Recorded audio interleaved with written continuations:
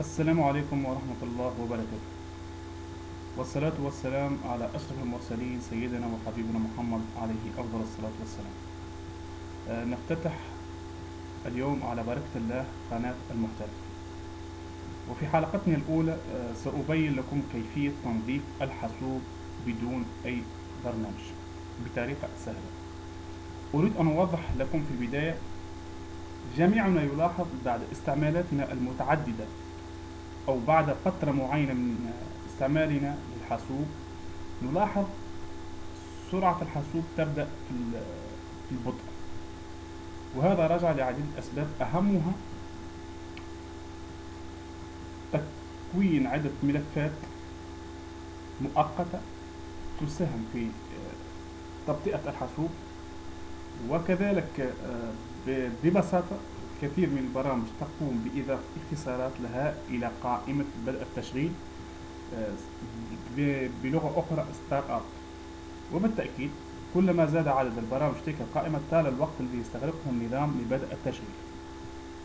هناك خاصية في الويندوز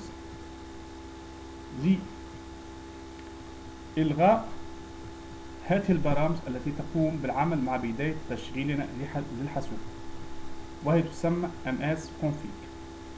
نبدأ الآن على بركة الله بالشرح. أولا نذهب إلى run أو execute.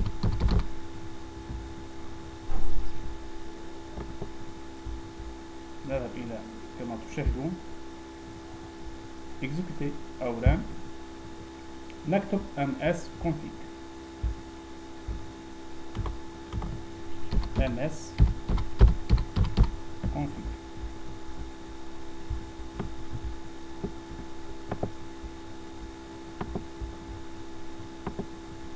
نأتي هنا إلى قائمة، نأتي هنا إلى run أو execute، نضع ms config اوكي. تظهر لنا القائمة كما تشاهدون على الشاشة. نذهب إلى ديماري. هذه القائمة بالبرامج التي تفتح مع أول فتحنا للحاسوب، مع بدء الحاسوب بالاشتغال تكون هذه البرامج موجودة في نظام تشغيل الويندوز.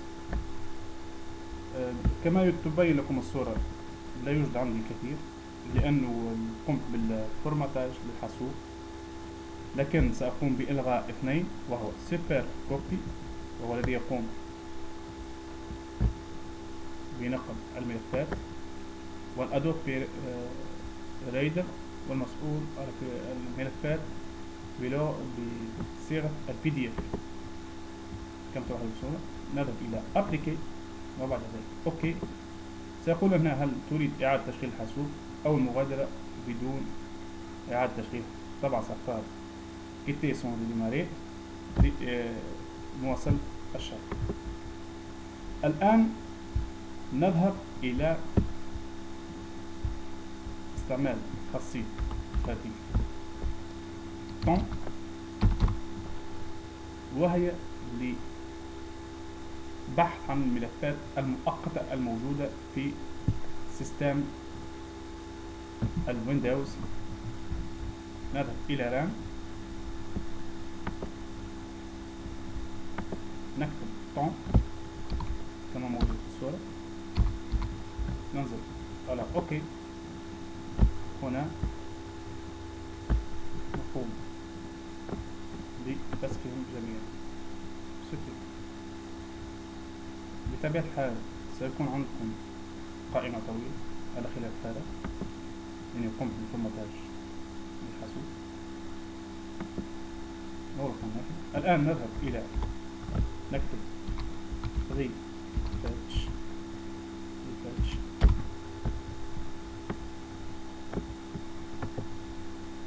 نذهب إلى رام أو execute، نقوم بنسخه أو كله أوكي.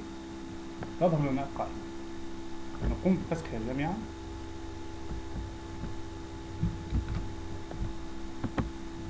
supprimer.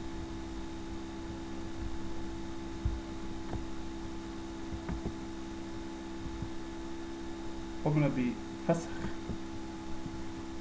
الملفات المؤقتة الموجودة على جهازنا. الآن ستلاحظون سرعة جهازكم، وقمتم كذلك بتنظيفه، وهو سيساهم أيضا في تسريع عمل الجهاز. نرجو أن يكون الشرح نال إعجابكم.